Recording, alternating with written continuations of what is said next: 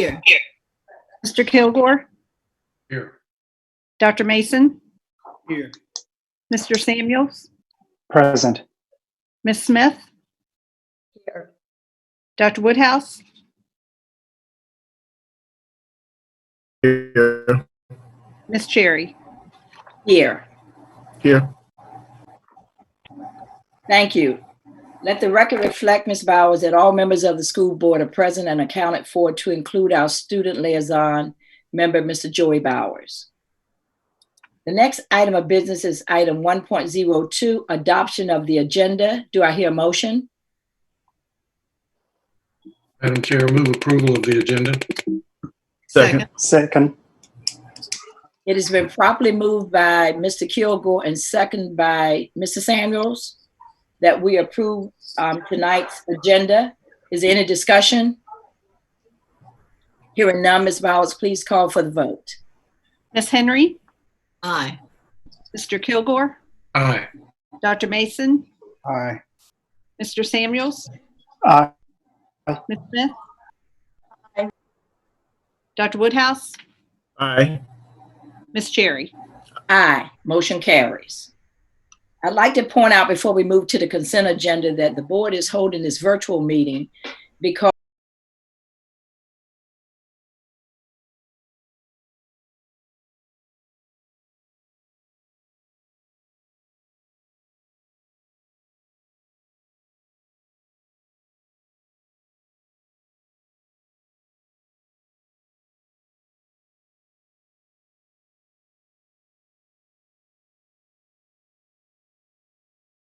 (06). Do I hear a motion to approve? Madam Chair, move approval of the consent agenda as presented. Second. It has been properly moved by Ms. Henry and seconded by Dr. Mason that we approve tonight's consent agenda as presented. Is there any discussion from board members? Hearing none, Ms. Bowers, would you please call for the vote? Mr. Kilgore,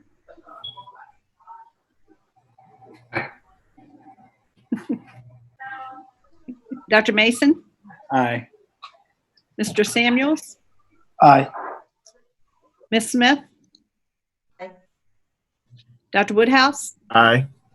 Ms. Henry, Aye. Ms. Cherry. Aye. Motion carries. The next item of business is item 3, hearing of any delegations or presentation of any written communication or petitions. Ms. Bowers, have you received any? I have not. Okay, thank you. We made a process and put a process in place where anybody wishing to speak on behalf of to the board tonight, that they had options and ways they could do it. So we're hearing that we received none, correct, Ms. Bowers? Correct. Thank you.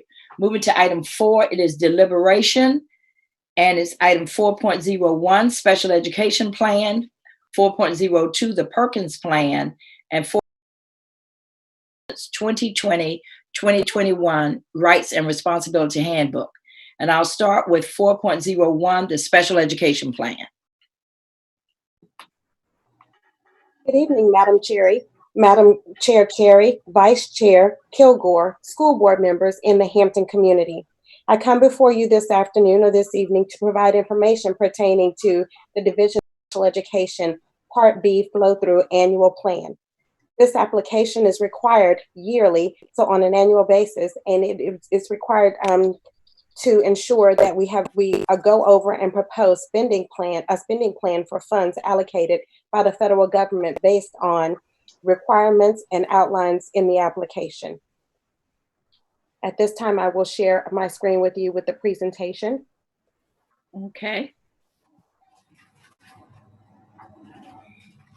Can everyone access the screen? Okay. So local education agencies are required to submit this application each year pursuant to the federal provisions of the Individuals with Disabilities Act, as well as the Virginia Department of Education's regulations governing special education programs for students with disabilities. In addition, we're also required to review the local plan or the proposed plan with our local Special Education Advisory Committee, which was done on Monday, April the 20th, and also now before the school board for approval. It's important. An important part of the application includes verification of adherences, of adhering to a list of assurances that by the Virginia Department of Education. Some of these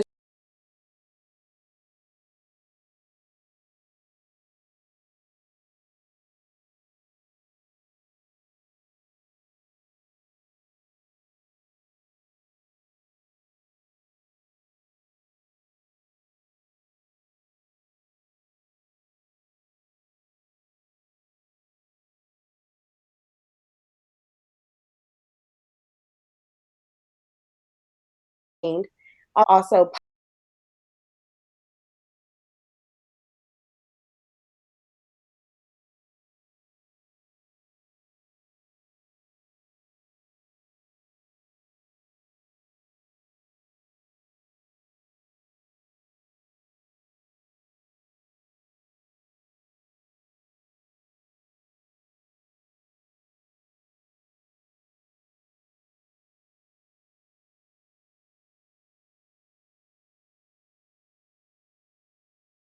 first one is a specific learning disability. So it indicates the number of students who we have in Hampton City Schools have specific learning disability as their primary disability category. That total number of students with disabilities in Hampton City schools is 2,764, which is 12% of students in Hampton City Schools. In addition to, that screen is not correct. In addition to the assurances of the annual plan, we're also required to submit information about selected programs and expenditures. One such program is the local jail program, where we serve students who are by certified special education teachers who have been incarcerated. So they receive their special education services through that venue. Additionally, we're required to maintain the same level of state and local funds, which is called our maintenance of effort. We also have proportionate set-aside funds for our students who are parentally placed in private schools, and some of those private schools include Gloria Day and Bethel Christian, to mention a few. And so those are some walk-in speech and language only students. And then we have our Part B and Part C grant funding, which is the early childhood grant that I'll speak about in just a second. When we talk about our departmental goals are aligned with our division strategic plan. And so we are continuing to work as a special education department in Hampton City Schools to close the achievement gap in the areas of reading and math. We're also continuing to work to attract, develop, and maintain exceptional teachers and administrators, as well as other staff that support our students with disabilities. Additionally, we're continuing to maximize the effective use of our departmental resources, and we've worked very diligently on inclusive practices and will continue to do so. So we're extending the existing successful programs and services for our students with disabilities currently. So proposed breakdown for the Part B flow-through funds is close to $5 million for this school year, and the expenditure breakdown is for instructional staff and personnel. One of the things I did want to highlight or make mention of is that we are proposing and looking to be able to bring on board a behavior intervention specialist. So House Bill 1722 has gone into effect, and as of November of this year, the Commonwealth and all other states will be required to have provisions and guidelines in place for school divisions with regard to what we call applied behavior analysis for students with autism spectrum disorder, and also other students who have that level of need for services. And so we're looking to bring aboard a person and be a little bit ahead of that game. We've been working on this for a few years now, and we're in a good place for that. So we're really excited about that opportunity once we get the plan approved in place. Additionally, it will be to continue professional development for the behavior specialist team. alongside with that behavior analysis personnel, and also to continue the professional development opportunities we're affording teachers and instructional assistants and all other individuals working with our students with disabilities. So the breakdown for that grant, for that roughly $5 million would look like what is on the screen in front of you. Roughly 17, not roughly, but 17 teachers will be funded through the grant, 80 instructional assistants, 3 secretaries, that behavior intervention specialist. There's 1 behavior specialist paid through out of that grant, the transition specialist, a speech and language pathologist, and 3 signing interpreters. Moving on to the proposed early childhood education, special education grant. This is very critical because early intervention is key, and we do currently serve 106 individuals, little people with disabilities ages 2 through 4. And so this is an increase of 5% from last year. And we use these funds to staff, provide instructional materials and professional resources for those classes and those students, as well as to get some assistive technology needs in place so that we're meeting those kids' needs early on and working collaboratively with other outside providers so that we can make sure that we're providing the early intervention that's so needed for those students. And so that being said, the plan, again, as I indicated, has been presented to the Special Education Advisory Council as of April the 20th. And now I am looking to the board and hope that we can, hope you can provide some input, and I'll answer any questions and hope we can have it approved so that it can be submitted to the State Department by the end of the week. Thank you for your time this evening. And are there any questions? Thank you so much. Are there any questions by board members about what has been presented? I'm just thinking that the deadline for you is May 8th. We're going to have to adjust our agenda and move this from deliberation to action, if everybody understands everything that Ms. Judge has presented. Right. I think that's going to be the case for the other 2 reports, right, as well. So right now, are there any questions about this specific report? Okay, Ms. Judge, thank you so much. Thank you. Mm-hmm. Moving on to the next report, it'd be the Perkins Plan. Okay, I'm going to just go ahead and share my screen here. Okay, Mr. Black. All right, can everybody see that okay? Yes, sir. All Can right, everybody good. see it? Can all other board members see the screen? Yes. Ma'am. Thank you. Yeah. Good evening, Madam Chair, Mr. Kilgore, members of the board, Dr. Smith. I'm Seth Black, the Director of Career and Technical Education with Hampton City Schools, and tonight I'll be presenting education.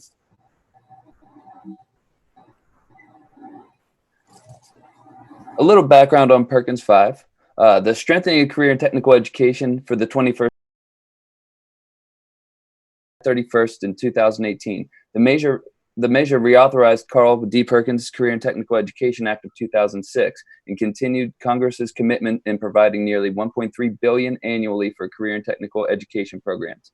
Perkins 5 represents an important opportunity to expand opportunities for every student to explore, choose, and follow career and technical education programs of the studies and career pathways to earn, to earn credentials of value. The local plan was written keeping the following themes in mind: building on current success, requiring data-driven decision-making, reducing secretarial authority, increasing stakeholder involvement, revising accountability indicators, enhancing efforts to serve special populations, encouraging innovation, providing annual performance data.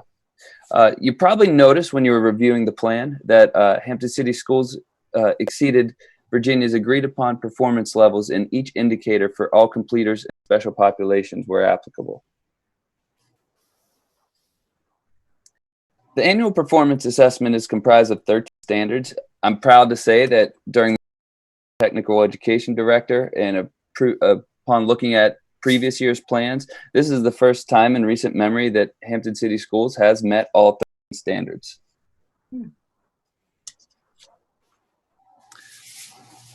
The success on these standards really speaks to the hard work of the Hampton City Schools teachers, administration, support staff, counselors, students, and industry and community partners. They all played a part. Our numbers for special populations and non-traditional career preparation demonstrate our commitment to equity and access for all students. Part of the Perkins 5 required the performance of a biennial comprehensive local needs assessment to guide the local plan. The needs assessment was done in 2018 and 19 school year and will be required next year as well. And it looks at these indicators. You'll notice the A, B, C, D, those come up in the Perkins budget when you're looking at the plan, and it came off of these needs assessments. The plan was written to be aligned with the data from the needs assessment and from the CTE Federal Program Monitoring site visit. And also we looked at feedback from our Academy Advisory Boards and the CTE Advisory Council. With that, I presented to the CTE Advisory Council on March 11th of 2020, and it was approved unanimously. So the CTE enrollment, that's what this data shows. The enrollment has grown as the Academies of Hampton transitions to full wall-to-wall academy model. Students have more career pathway options and career and technical electives, and additional supportive electives that will help prepare them to career and life ready.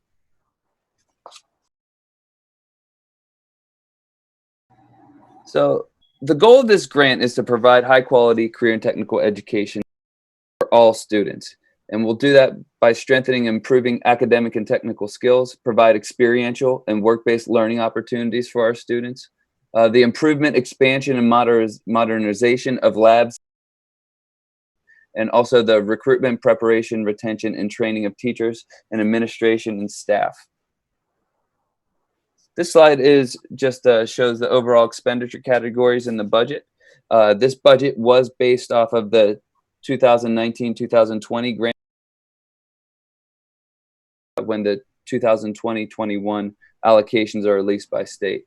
You can see the bulk of the expenditures go into 3,000 category purchase services, which include the professional development, program curriculum support, and also contributions to New Horizons Regional Education Center.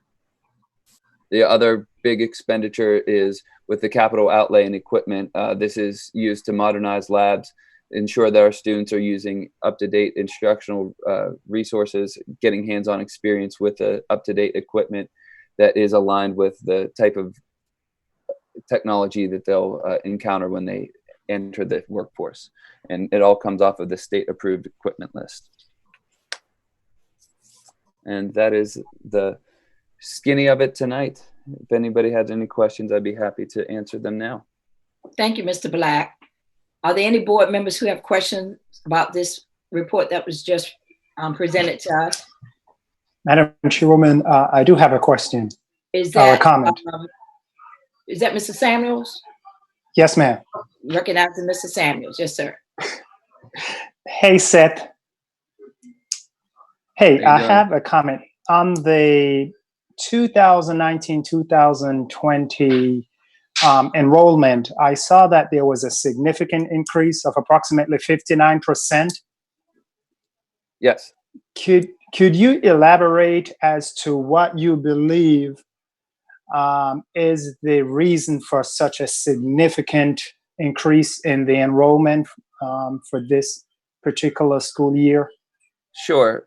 There's a couple things. So one of the reasons is because the Academy. And I do apologize, Seth. I should have said Mr. Black. Oh, that's okay. Mr. Black, I'm sorry. Would you mind, Mr. Black, would you mind pulling up that screen that Mr. Samuels is referencing with the? Absolutely. Yes, please do. So we see a Yes. jump, and also you'll see the jump in the number of sections here too, which is, it goes from 570 to 950. And we increased our enrollment. We have students enrolled in Success 101. So every student is getting that Success 101. That's a career and technical education course. As we're transitioning to wall-to-wall academies, we'll see our students, they enter a baseline year in their 10th grade year. A lot of them shared their academy, their first level of academy courses in the CTE. And then they'll have supportive pathways. Those pathways may go different options depending on where they are. So we've seen an increase of offerings and an increase of students who are getting that early taste of career and technical education, whether it be through the academies or just knowing what they're interested in. So they are more likely to re-enroll into another career and technical education class. We knew that our numbers would grow as we see our academies at Hampton wall-to-wall model grow. And so this jump was anticipated as we were growing the academies.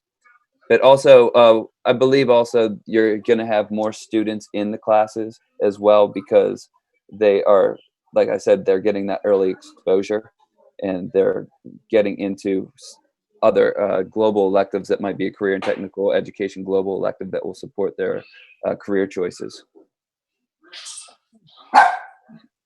Did that answer your question, Samuels?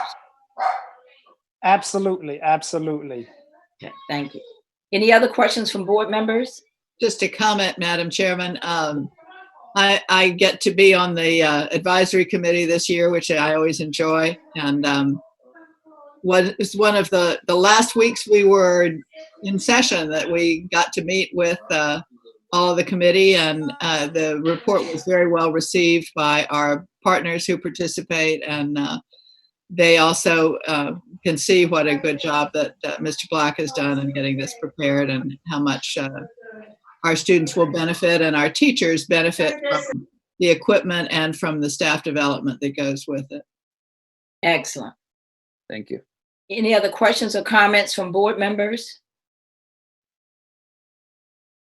Hearing none. Thank you, Mr. Black, again. Thank you. Moving on to item 4.03, the Students 2020-2021 Rights and Responsibility Handbook. I believe that's you, Ms. Hardy. Okay. Can you hear me?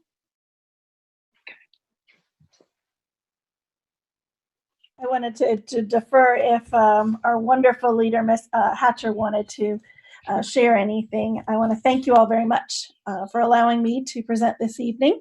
Good evening, Madam Chair Cherry, Vice Chair Kilgore, school board members, Ms. Henry, Dr. Mason, Mr. Samuels, Ms. Smith, Dr. Woodhouse, Superintendent Dr. Smith, members of the division leadership team, Mr. Bowers, and our Hampton community. I am very excited this evening to be able to share with you changes for the 2020-2021 Rights and Responsibilities Handbook. And at this time, I would like to share my screen.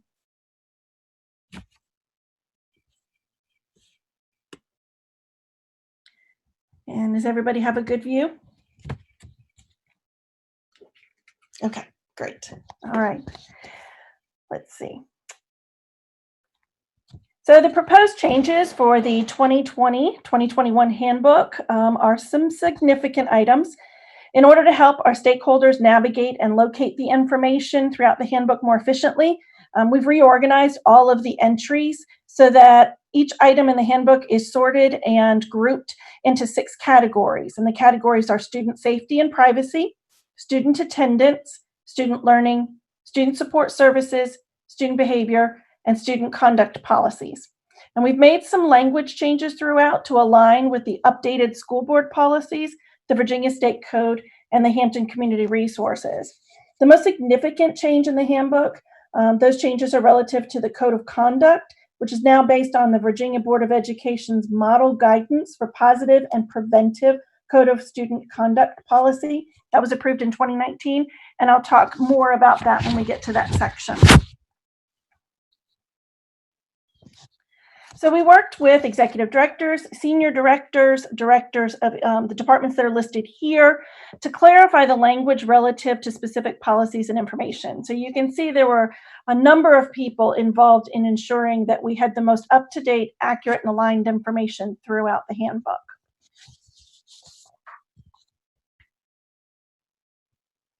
The most significant changes came through a stakeholder committee. The committee contained student representative, parents, teachers, regular and special education teachers, intervention specialists, counselors, specialists, principals, assistant principals, and district leadership. The committee met together first as an entire group to examine the research behind and the philosophy behind the new code of conduct developed by the Board of Education. They examined each of the proposed behaviors, the language, and the potential response levels that were provided by the Board of Education. Then they conducted independent leveling for each behavior before coming back together in their like groups. The elementary team met entirely together and identified their initial leveling suggestions using a colored dot system so that they could each look and see how each other member of the entire committee responded as an initial perception. Then they worked in small groups, and then they worked in large groups to discuss each behavior in order to come to a consensus on the leveling and the behavior language. The secondary team had to work digitally as a result of the school shutdown, and we've all learned some new techniques as we're all learning this evening.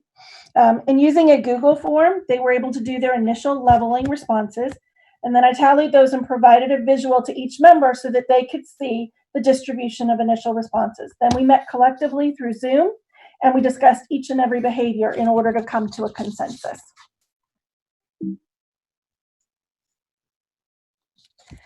So as I said, the most significant change is the transition to this new code of conduct, and it's based on the Board of Education's model guidance. And that was approved in 2019 with the intended approval and implementation of 2020. I want to give just a brief background so that there's some understanding as to why we've made this enormous transition.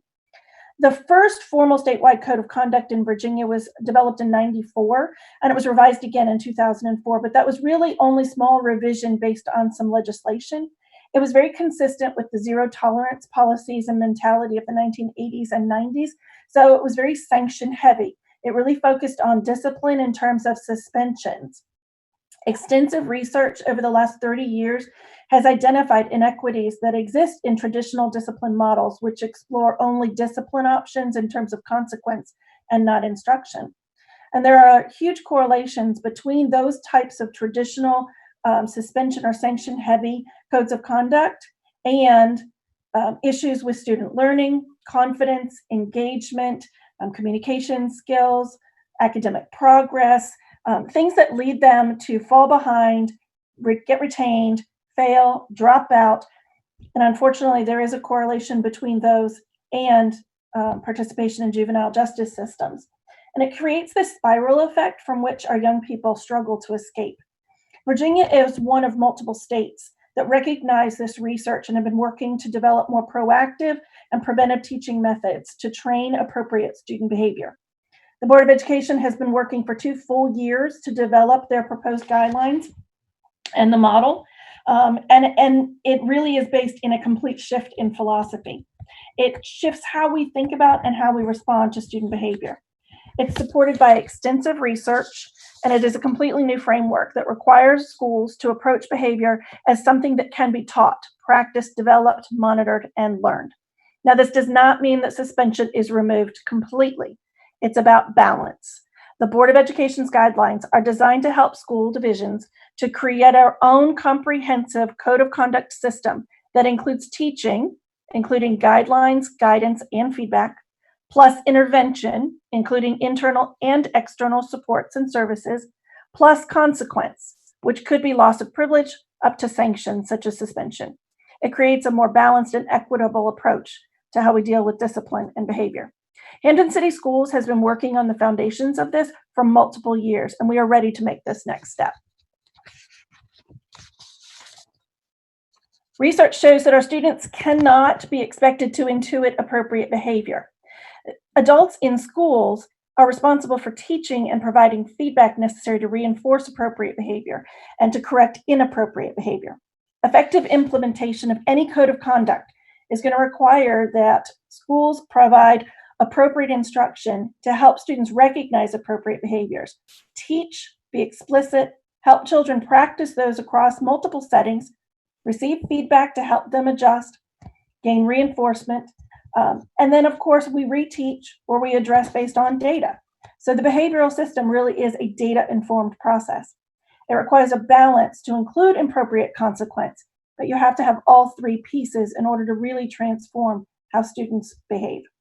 The philosophy of the new conduct, conduct policy or the new code is that preventive and positive approaches to discipline really do create safe and supportive, positive school environments where adults respond to misbehavior using interventions and consequences aimed at understanding and addressing the actual root causes of misbehavior, helping students resolve conflicts, meeting their needs where they are, and keeping them in school and learning.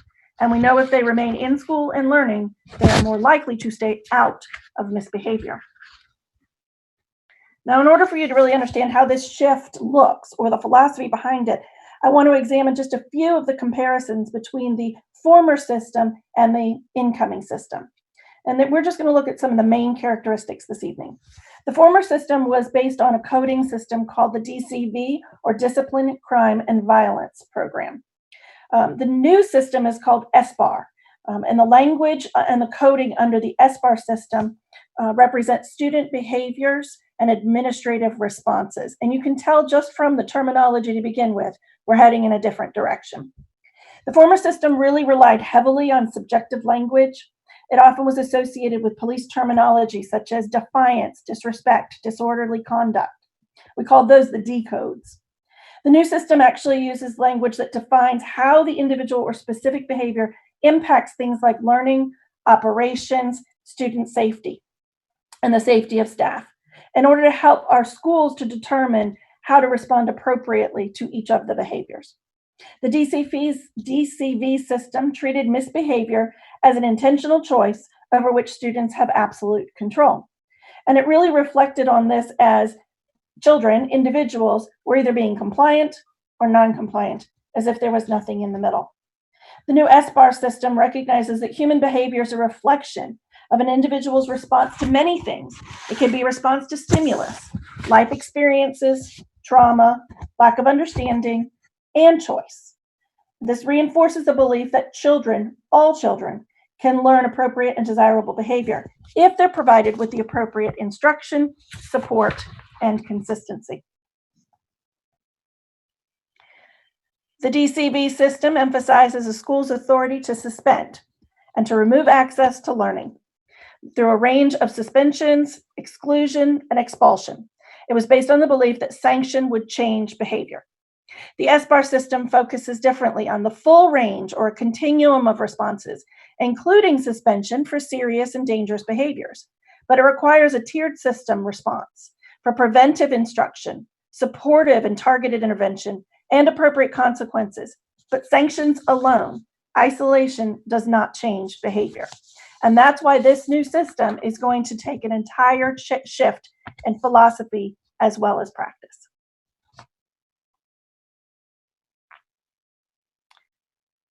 As I shared, Hampton City Schools has been working in this direction for several years, and the key facets or characteristics of the new SBAR system are things that are not unfamiliar to our school division, and it's what makes us ready to make this next move. The state board has urged school divisions to place high emphasis on these several critical foundation elements: an emphasis on social emotional learning, a tiered system of supports, use of alternatives to suspension, and a balanced approach to instruction, intervention, and consequences. The state board organized each of the behaviors or categorized them into 5 categories. And it is all about how the behavior impacts things within the school setting. So these are the 5 categories listed. The behaviors that impede academic progress, or BAPs, are indicative of a student's lack of self-management and self-awareness. Sometimes students will need understanding in how their behavior impacts others, so there will need to be some social awareness training as well. And the Virginia Model Guidance has defined 5 behaviors that fall under this BAP category. The behaviors related to school operations, or BSOs, these are behaviors exhibited when children need support with self-management, self-awareness, and social awareness. There are 14 behaviors that fall under the BSO category. Relationship behaviors, just as it sounds, they are behaviors that impact the relationship between or among one or more individuals. They can truly affect an entire school community, because we know that school climate is often a reflection of how people treat and feel towards one another. Students who exhibit difficulty in relationship behaviors also have difficulty with the other social emotional competencies. There are 11 behaviors defined under the relationship behavior category. The behaviors that present a safety concern, or the BSCs, these are behaviors that move into a safety realm. The underlying reasons for this type of behavior are usually related to all of the social emotional competencies, and the administration of the school will have to investigate what those underlying motivations or causes are. Students who receive training in social awareness and decision making usually fare better when it comes to this type of a behavior. There are 27 behaviors listed under the BSC category. And finally, the most severe or concerning behaviors fall under the BESO category. These are behaviors that endanger self or others. Again, this is where students are traditionally lacking the majority, if not all, of the social emotional competencies. And there are 17 behaviors listed under the BESO category. And I know, Ms. Hardy, that Ms. Henry will say that we're not going to refer to them as BESO, but we'll use the actual name here in Hampton.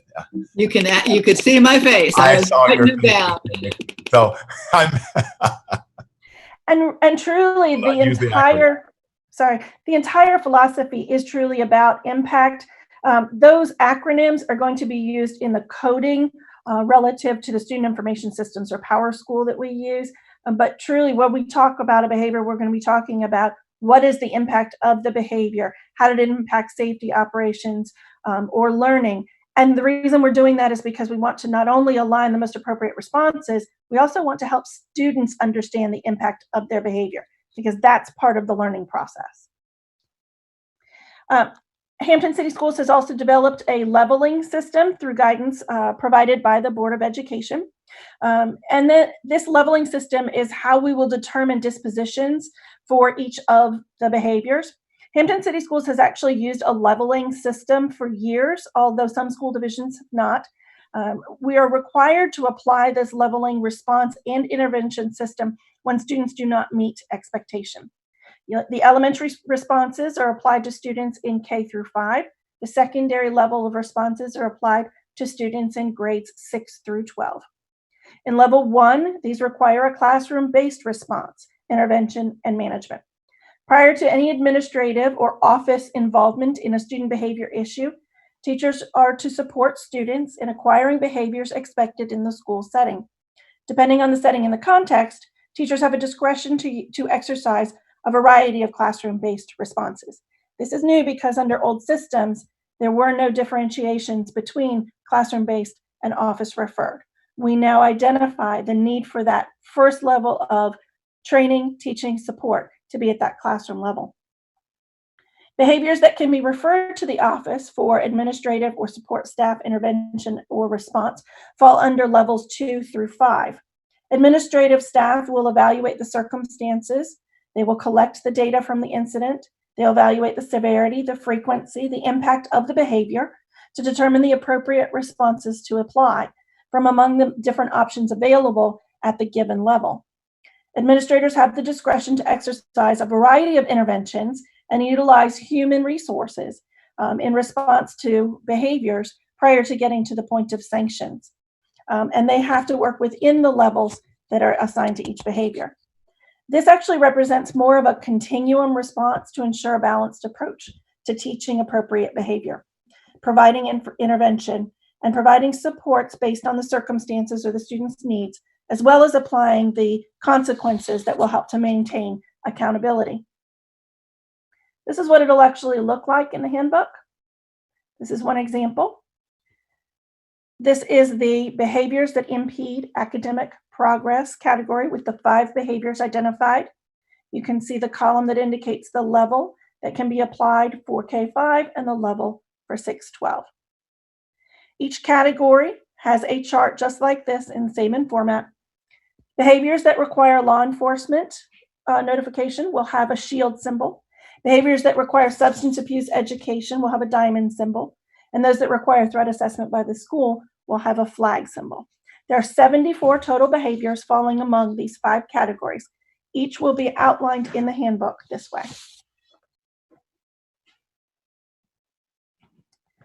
I want to thank our board for your very careful, meticulous review of the handbook. I truly appreciate it. With as many changes that had to happen in formatting, information, as well as the new code of conduct, it was very important to have multiple eyes and multiple perspectives examining this. Based on your feedback, I just want to outline some of the critical things that our school board has provided to this process. And we moved the applicability statement to the preface with information about the jurisdiction of the school board. We added a continuation header to one of the sections under student safety and privacy, just because we're really focused on making sure that families can navigate this handbook very efficiently and smoothly. We removed a statement about face masks in the health services section. We corrected school pricing information for breakfast based on the March 18th agreement. We provided homebound office extended learning contact information in both the directory portion as well as the homebound information of the handbook. Outlined expectations that come from the Virginia High School League relative to requirements for participation in athletics and extracurricular, and referenced the Virginia High School League. It's very important to know that there is guidance that we follow and adhere to very, very closely. We outlined all of the explicit criteria for exam exemptions, added additional interventions to ensure that we were utilizing all of the internal support resources so that we were referring students to the necessary support personnel such as school counselors. And we modified levels for elementary based on the elementary team's additional reflection for the leveling. So a lot of very positive additions that came through this process through your guidance. Thank you also, I want to say, Mrs. Smith, for identifying a redundant sentence we had in the food services section. We have removed that that duplicate copy of the sentence. And I really appreciate it is a 75-page document, and you all look through every detail, and I truly appreciate how much care and concern you give to it to ensure that we're serving our students and our families in the best way possible. So with all of that said, I just want to thank you all for your support, your leadership, your guidance as we begin this very exciting transformation in how we view, support, and respond to student behavior. Thank you. Thank you, Ms. Hardy. And before I open it up for questions for the board, I know Ms. Hatcher did a lot of work as well. Ms. Hatcher, do you have anything you'd like to say regarding this document? Thank you, Ms. Cherry. I don't. I thank Ms. Hardy and her team for all the work that they did, and the teachers who came after school and administrators who put in a lot of hours after school and in Zoom meetings. So we really did benefit from all of that support.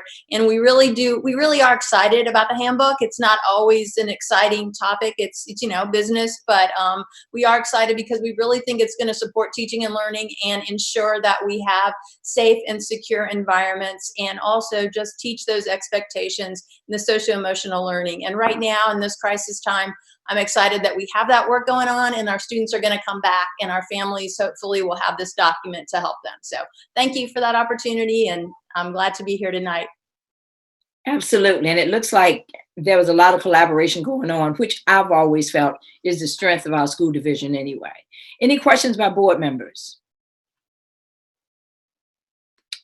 Yes, Mr. Kilgore.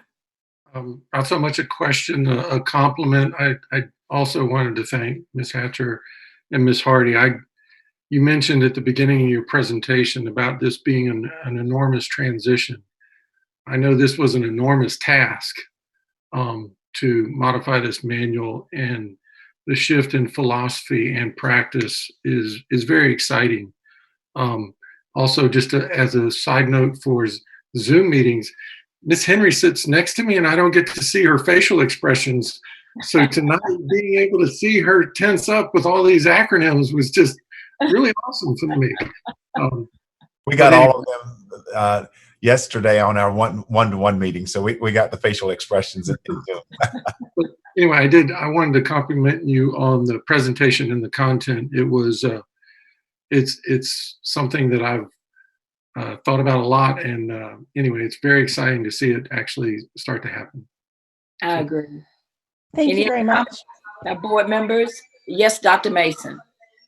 Well, first of all, kudos to Ms. Hatcher, Ms. Hardy, Dr. Smith, and the division leadership team. I can see all of the social emotional learning pieces that have been woven into this document. And as I read it, I was just bubbling over with excitement, because talking with Dr. Smith, even before being elected to the board, just talking about where the division was going as far as looking at the social emotional learning piece, you know, I sit back and I read this and it's like, I get it. It's not just talk, you know, it's in motion and it's happening. And when you read documents like this, you know, we look at the policies, but you also look at the student handbook now. It's there, you know, talking with other division leadership, and they look at what they're doing in their division, they constantly question, well, how do we do this? How are we going to make this happen? You know, and it's a matter of explaining to them, you really have to change your thought process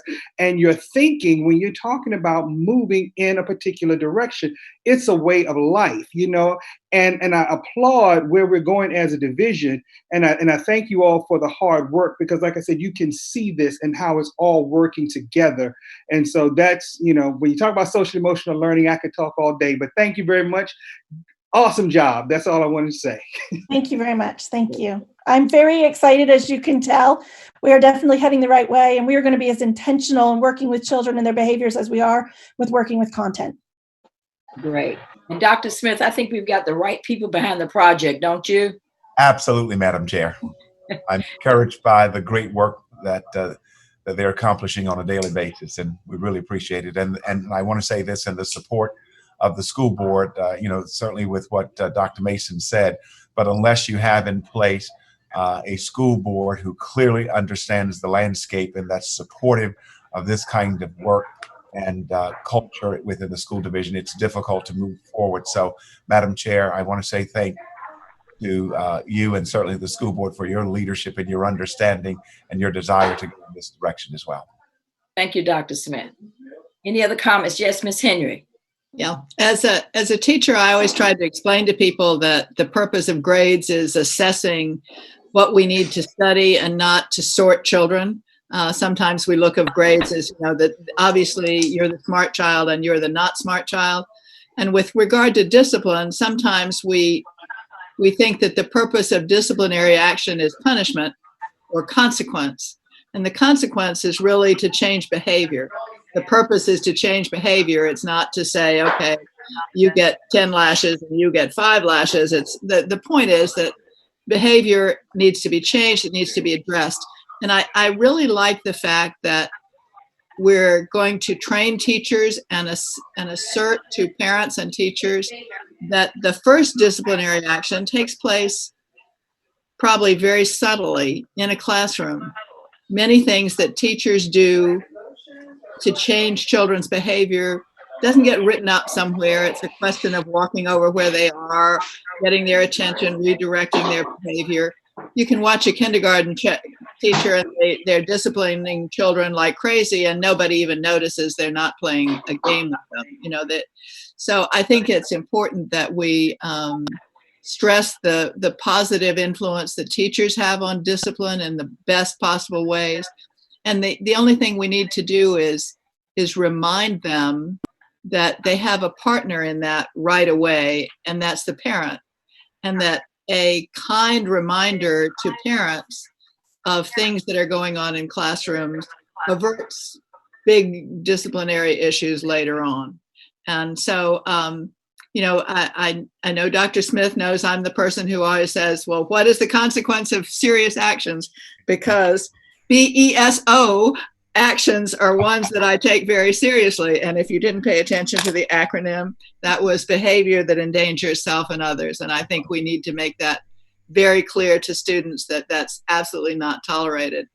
But, you know, all the first steps and the helping children understand why they're acting the way they are and helping them deal with anger, you know, that I really stress that we encourage and leverage counseling for children who start getting into problems because of their own trauma or their own anger. So it's a huge work that you've done, Tiffany and Ms. Hatcher and all the teachers. I know this had to be a massive undertaking to get everybody involved, and very proud of the outcome. Thank you. Thank you. I cannot say enough about the amazing team that brought it all together. It was a large number of people, and they had very deep, rich conversations, and they were very thoughtful about all of the leveling. And I'm very excited because they're going to be taking the lead in helping with the transformation as we move forward. So it's very exciting work. And when we are able to get back together face to face, and I hope for that to be very soon, but of course, when we're ready and appropriate, our children are going to need this more than ever. And so I'm very excited. Thank you. Thank you. Any other comments from board members? Yes, Ms. Yes, Smith. Madam Chair. I recognize Ms. Smith. Ms. Smith. Okay. Yes. I think you need to unmute her. Unmute. All right. Okay. I kept going in and out trying to make sure I didn't have feedback. I just wanted to say a big compliment, because this is the one thing that parents have that really puts policies together, puts it in a way they can follow it. And now I think it's a whole lot easier to follow. And I've been on those rights and responsibility committees before, way before school board.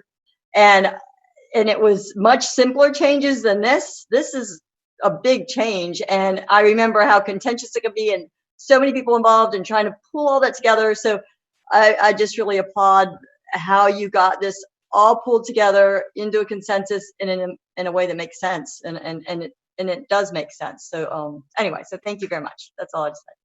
Agreed. Thank you very much. Mr. Samuels. You're going to unmute? Great.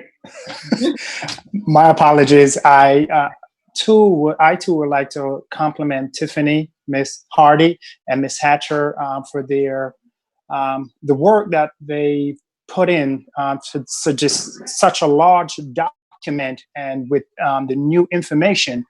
And during my meeting with Miss Hardy and Miss Hatcher and Dr. Smith yesterday, I mentioned, I asked, what is the process in place to ensure that our parents and stakeholders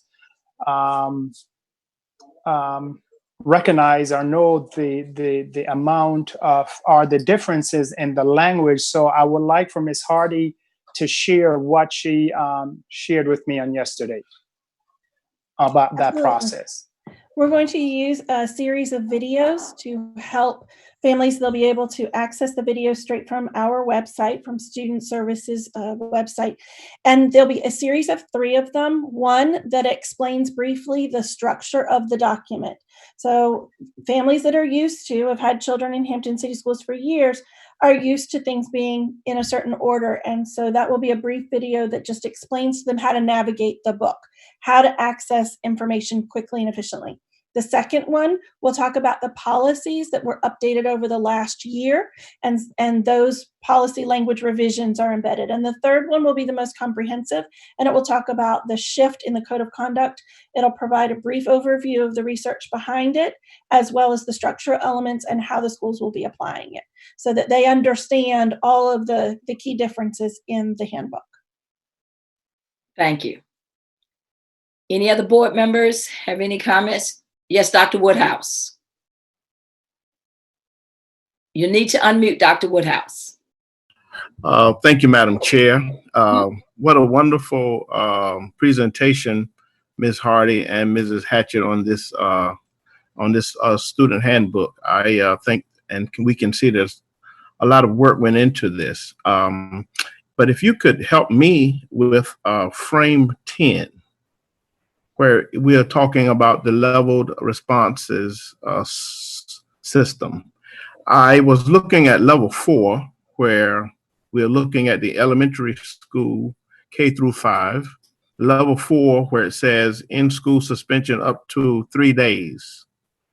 And then it jumps from 3 days to 10 days for the elementary K through 5. However, with the grades 6 through 12, it's 5 days, and then it jumps to 10.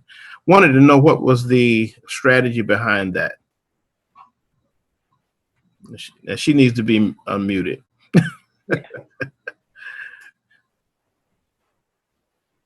Ms. Hardy. There we go. Am I okay now? Yes, ma'am. Yes. I kept pushing all the wrong buttons. So within the level 4, it doesn't necessarily jump from one to the another. Those are the options that a school can utilize. And when it says out of school suspension in the 10 days, it can be anywhere up to that range. So they have to evaluate the circumstances, the nature of the impact to determine whether or not an out of school suspension is even the appropriate choice. And maybe it needs to be an in-school suspension instead of out of school suspension. And if it has to be an out of school suspension, what is the appropriate number of days? We'll actually be working with school teams and the executive leadership so that we can build inter-rater reliability among each of the schools at each of the levels, so that our elementary schools have a common lens, our middle and our high schools, so that you find that there is consistency in the application based on severity of the incident. So within that level, they can have up to that in number of in-school versus out of school. And a lot of the logic behind the in-school up to 3 days and in the in-school up to 5, elementary versus secondary, really is just the structure of the schools. A child being in in-school suspension in elementary school, it's not structured the same. They don't have the same kind of in-school suspension personnel, et cetera, whereas they do in middle and high school. And so you end up with, different options to even offer within the schools. Okay, now that answers my question. The 3 days. Okay, thank you. So it's because of the arrangement of the schools and the personnel that they have that's available for the in-school suspension. Correct. Thank you. Okay, thank you so much. And one other thing, Dr. Woodhouse, that was helpful to me yesterday in talking to Ms. Hardy and Ms. Hatcher was that when it comes to the training for the teachers, they're going to break it down, elementary training, and then they'll do the training for secondary. Exactly. So they don't overlap. Yes. Right. I had a lot of questions for Ms. Hardy when we had our one-to-one. So she answered a lot of my questions. That's just I one. know. That's your big area of interest. Any other questions from board members or comments? Okay, this is called the Rights and the Students' Rights and Responsibility Handbook. So I'd like to know if our student liaison, Mr. Bowers, has any comments or questions. Thank you, Madam Chair. I actually had one question. I was looking at it. I'm looking at my phone right now. So I was looking at the categories and then the level response system. So with the actual categories, as does the level response system correlate with the categories? So like if category 1, the behavior, the BAP, would that require a level 1 response? Did you understand that, Ms. Hardy? I did. Let me go back and share the screen. And that is a really good question, actually. Anybody who knows numbers, which I know you do, you recognize there were 5 categories and 5 levels. Does that mean that they correlate? And they do not in any way. So I'm glad you caught that because we will be emphasizing that. There are 5 categories, but they are not category 1, 2, 3, 4, and 5 like we're used to under the old system. The categories, you'll see, here's an example. These behaviors that impede academic progress, there are level 1 and 2 responses on this one. Under others that I don't have in this presentation, I probably should have to show, there will be behaviors under that category that range from level 1 through 5.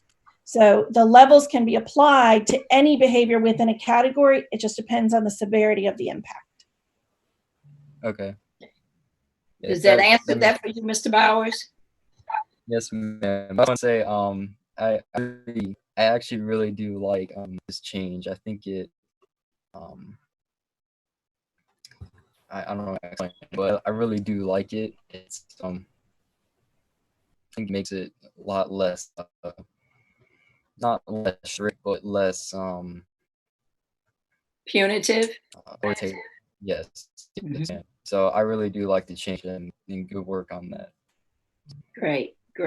Thank you. That perspective is very important. It is. Dr. Woodhouse, did you want to weigh in again? Yes. Did I understand you to say that each one of the categories can have a level from 1 to 5 in each one of the categories, or did I just misunderstand you? They don't actually, for example, behaviors that impede academic progress, they only have levels 1 and 2. Okay. When you get to relationship behaviors, there are level 1, 2, 3, and 4 Okay. within that. And then the behaviors that, endanger safety, they actually are at the higher level. They're mostly 3, 4s, and 5s. So it could have been that there were 1s through 5s. The state did identify a few behaviors that could not be 1s and could not be 4s and 5s, but Okay. our committee actually selected right within the recommended range from the beginning. Okay, thank you. Okay, any other comments or questions? All right, now we know that because of the situation that COVID-19 has put all of us in, that timing is critical. And I understand that the 3 reports that were presented tonight by Ms. Judge, Ms. Black, and Ms. Hardy / Ms. Hatcher, that these are all imminent. So Ms. Henry, you were picking up on that earlier. Is there a motion to move these to action? All right. Madam Chair, I move that we move these 3 reports from deliberation to action for approval. So the motion would be to move all 3 items to action for a vote of approval. And then we'll have to vote on them later. Madam Chair, I second. I second. Okay, I'm good. It has been properly moved and second that we move all 3 of these items that were under deliberation tonight to action. Could I expand on that with the understanding that the special education plan would become 6.02. The Perkins plan would become 6.03. And the rights and responsibility handbook would become item 6.04 under action. Yes, ma'am. I didn't have the agenda in front of me to get the numbers right. You are okay. That's why we're a team. The motion is amended. Okay. Is there any discussion from board members? Hearing none, Ms. Bowles, would you please call for the vote? Dr. Mason? Aye. Mr. Samuels? Aye. Ms. Smith?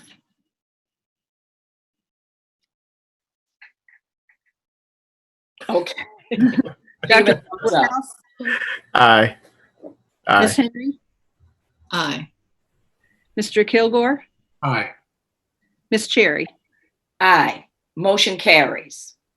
Now we move to item 5, which is items for action, which includes item 5.01, the resolution for COVID-19 compliance measures. And I will turn it over to our school board attorney to give an overview of that.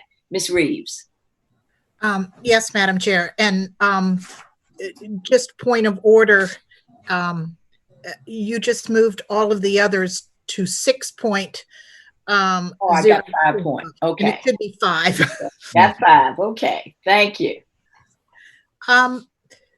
This item for action is a resolution that the VSBA has recommended that all their school boards enact to make certain that we are COVID-19 compliant. And the I'm not going to read through the entire resolution because it's rather lengthy, but it does list this history of how we got to where we are today with the World Health Organization on March the 11th declaring the pandemic.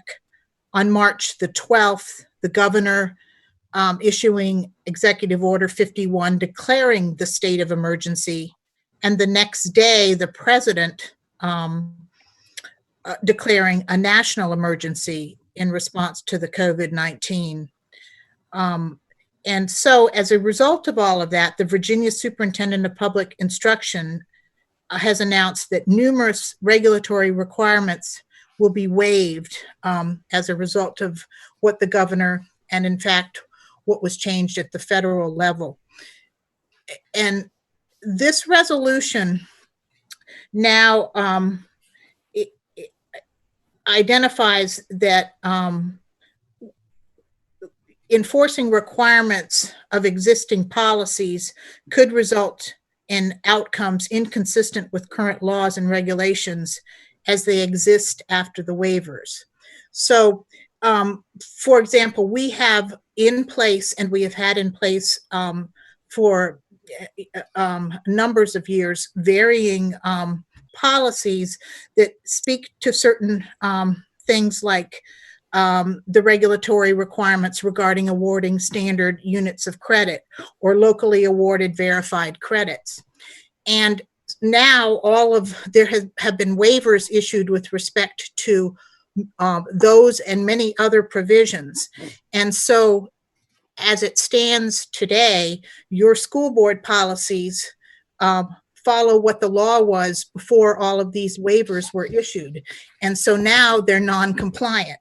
So what this resolution does is it is now you are going to approve this resolution so that you are going to suspend any policies or provisions within the policies which reflect legal or regulatory requirements that have been waived by the government authority which enacted those requirements. That means both the federal and the state government. So this resolution, basically the key paragraphs are the last 3 or 4 of the resolution, where you are identifying and understanding and voting that the suspension of the policies of the school board is in effect for the duration of the time that the waiver of laws and regulations reflected in the policies are waived. And that's basically for the duration of the pandemic.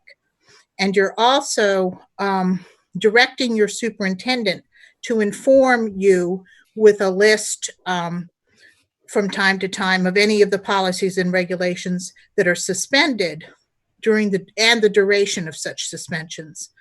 And this will allow you to be back in compliance with both federal and state law and regulation. And it also, as a final paragraph, notes that you're going to comply with any temporary laws and regulations without enacting policies to implement those laws and regulations. So if the governor puts in a specific provision or directs the Virginia Superintendent of Public Instruction to do something, i.e. a temporary law or regulation, you're going to follow that law or regulation, and you, by enacting this resolution, are agreeing to do so. Are there any questions? Okay, thank you, Ms. Reeves. Dr. Smith, you want to weigh in on that at all? I think Ms. Reeves certainly provided an excellent overview. And so as a matter of business out of the superintendent's office, I will certainly keep the school board informed as to any of the policies that we would suspend, and we'll do that on an ongoing basis. Thank you. Any comments or questions from board members in terms of clarification? Okay, is there a motion? Madam Chair. Yes, Dr. Wood. I thought for a moment we were going to go along with anything the governor said. 1 minute. Okay, so yes, Dr. Woodhouse. Madam Chair, I make a motion that we accept the resolution that has been presented to us by our attorney on tonight, and we accept this resolution as it is written. Is there a second? Second. Okay. It has been properly moved by Dr. Woodhouse and seconded by Dr. Mason that we approve tonight's resolution COVID-19 compliance measures. Is there any discussion by board members? Hearing none, Ms. Bowers, would you please call for the vote? Mr. Samuels? Aye. Ms. Smith? Aye. Dr. Woodhouse? Aye. Ms. Henry? Aye. Mr. Kilgore? Aye. Dr. Mason? Aye. Ms. Cherry? Aye. Motion carries. The next item for action is item 5.02, Special Education Plan. Is there a motion? Madam Chair, move approval of action item 5.02. Second. It has been properly moved by Mr. Kilgore and seconded by Mr. I believe that was Mr. Samuels, that we approve tonight's special education plan as presented. Any discussion by board members? Hearing none, Ms. Bowles, please call for the vote. Ms. Smith, Aye. Dr. Woodhouse, Aye. Ms. Henry, Aye.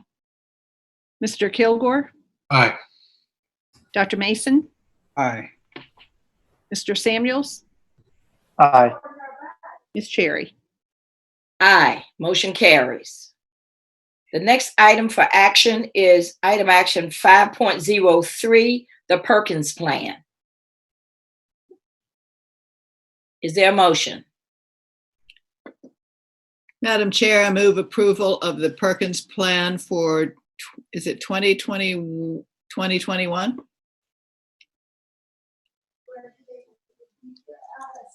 Is I would second. Is Mr. Black still here? Dr. Smith, is that 2021? The Perkins Plan. Yes, for the upcoming.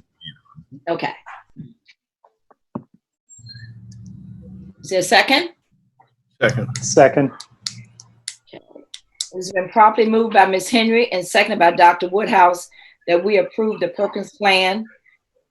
Is there any discussion? Hearing none, Ms. Bowles, would you please call for the vote? Dr. Woodhouse, Aye. Ms. Henry, Aye. Mr. Kilgore, Aye. Dr. Mason, Aye. Mr. Samuels, Aye. Ms. Smith, Aye. Ms. Cherry. Aye, motion carries. And the last item for action is action item 5.04, which is the Students 2020-2021 Rights and Responsibility Handbook. Do I hear a motion? Madam Chair, I move for the adoption of item 5.04, the Student Rights and Responsibilities Handbook for 2020-21. Second.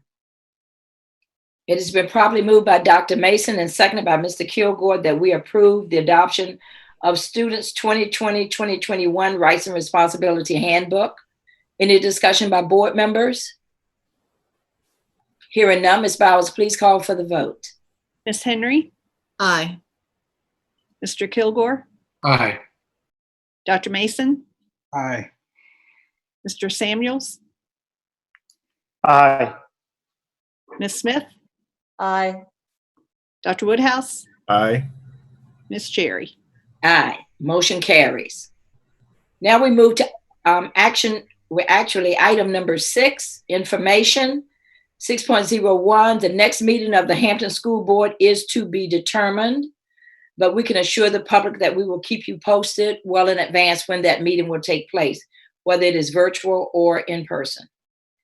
Item 6.02, any information from the superintendent?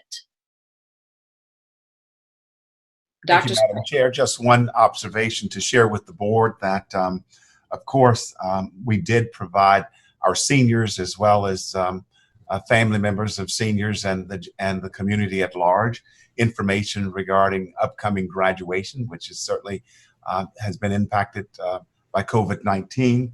But we did forward to our parents and the seniors, the students, and the community at large, and certainly to the school board, the progressive events that are planned for each of the high schools. And I want to personally thank certainly Dr. Haynes and members of his team and other members, certainly Ms. Gorel, our high school principals, and all our executive principals, grad specialists, and so forth. And I know I'm missing some, but for their input and how they have really worked together, and we have had an opportunity to work as a team. So I want to personally thank those individuals and members of their departments as well. I would encourage the general public and the viewing audience to go to our homepage and click on the 2020 graduation website, and the information certainly has been made available there. But I want to also emphasize that as a part of this communication, that the executive principals for each of the high schools certainly had conversations with the senior class officers, PTA presidents, and then the parent alert message went out today from the executive principals to families of seniors, an email extra communication, and then certainly Ms. Goral and members of her team with the social media as well. So again, thank you also to members of the board for reviewing as individuals and allowing us to provide you with an opportunity as individual board members to be aware and to provide feedback as well. So just want the public to know that. And on tomorrow, I think with the city manager on their Facebook Live, we would certainly be available to answer any specific questions. But I really believe that the communication plan is so detailed that most individuals in our community will find this most helpful. So thank you, Madam Chair, for the opportunity to share that. And a shout out to the team and certainly Dr. Haynes and his leadership, and also Dr. Woods, who returned from retirement to provide some insights as well. Thank you. Thank you, Dr. Smith. And we also want to thank Dr. Caggiano for being with us tonight. We appreciate all the work that your entire team is doing. Thanks, Dr. Caggiano. And Dr. Smith, you know, I heard something on TV not too long ago. It said, you can be led by the crisis or you can lead through the crisis. And your team has certainly led through the crisis. So we appreciate that. Any other items of information to come from board members? Yes, Ms. Henry. Yes, I had received a question from a couple students regarding the option of having grades rather than just a pass on their grades. And I'm sure Dr. Smith and his staff is putting out more information about that. But I want to just remind anyone that has any question about it, I found the exact answer in the frequently asked questions, because it explains not only the deadlines for when one might choose to request an actual letter grade, but how to do it and who to contact and the dates for that. So May is the month to finish up all your work and decide whether you want to have a letter grade. And some students do, who are conscientious and want to be rewarded. And the teachers have worked so hard to correct that work and to assess it. So we forget that I saw a little note that said teachers didn't get an early holiday. They've been working very, very hard, and they have been. It's a lot easier to assess a class face-to-face all at once than to have to do it one at a time and catch as catch can. And the teachers have done a wonderful, it is Teacher Appreciation Week, and we really appreciate what they've done with regard to assessing students' work and keeping students informed and keeping students encouraged, because it's an important job for students, and the teachers needed to be actively engaged all this time, and they have been. Mm-hmm. And I'm just happy that during this time frame, we're not only acknowledging our teachers, but I think nationally, on a national scale, we've got our nurses that are being recognized throughout, the administrative professionals, and our food service workers. So as I said on a video, I think we're just truly blessed in Hampton City Schools to have so many dynamic people working for the division. Any other comments from board members? Yes, Mr. Kilgore. One, just going along that same theme about being blessed, I wanted to thank Mr. Foley and Ms. Bowers for bringing us together this evening. I tell people all the time that Hampton's very blessed because we have such a tight board, and it's really good to see you all. I haven't seen most of you for over a month and a half, so we are very blessed in Hampton because we do have a strong board. Yes, thank you, Mr. Kilgore. Couldn't agree more. Any other comments from board members? Yes, Ms. Smith. Even going to unmute myself. Okay. I just want to say appreciation for all those folks you all said, but also that whole community with the parents. I am just so impressed with how parents, I almost feel like they deserve Teacher Appreciation Week because they've sort of become teachers themselves.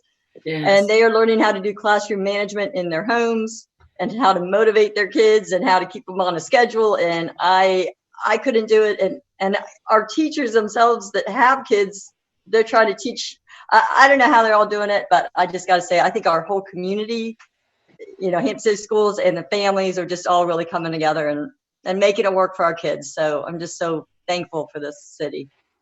Wonderful. Any other comments from board members? Okay, looking at the next item, which is called adjournment, and being that there's no more business to come before this board, we stand adjourned. So Bowers had a question. Ms. Bowers, you had a question? Joy. Oh, Mr. Bowers, you had a question? Sorry, Madam Chair. I just want to say, I also want to congratulate all seniors for Decision Day. Everybody's going to in their college decisions, military decisions, career decisions. A big props to them. Whatever track you choose to do in life, I know the class of 2020 is going to be great. I mean, everything's going on now. We will persevere, and they'll persevere in life. So, yeah, I want to give a big shout out to them. Well, thank you for that on behalf of that class of 2020. We know that's going to happen because they are some exciting, wonderful students. Any other comments? Okay, I had not hit that gavel. I don't have one, so I'll just hit my pen. We stand adjourned.